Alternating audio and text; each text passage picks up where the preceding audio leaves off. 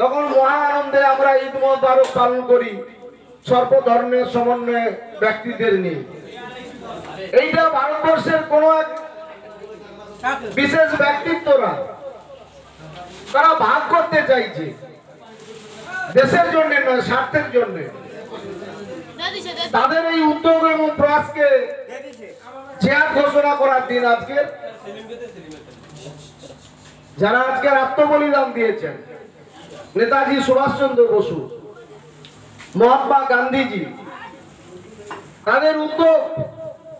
গান্ধীজি ব্রিটিশের বিরুদ্ধে জিহাদ ঘোষণা করেছিলেন, যেমন আমরা আবেদন নিবেদনের মধ্য দিয়ে স্বাধীনতা আনতে চাই। সুভাষচন্দ্র বসু সেদিন গর্জে উঠে বলেছিলেন যে না না, বর্তমান যে এদের ইচ্ছা আর আমাদের যা সদিচ্ছা, আবেদন নিবেদনের যারা ভারতবর্ষের স্বাধীনতা আসবে না, এক গালে চোর মারলে আর এক গাল বাজিয়ে দিতে হবে। অতএব সেই জন্য গায়ের জোরে দেশের স্বার্থে তিনি বলেছেন তুমি আমাকে রক্ত দাও।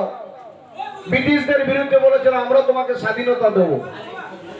তারা আজকের আমাদের মধ্যে নেই, কিন্তু যে উদ্দেশ্যে আমাদের আজকের দিনটি পালন করার জন্য সুযোগ করে দিয়েছেন, দেশ খান খানের পথে যাচ্ছে।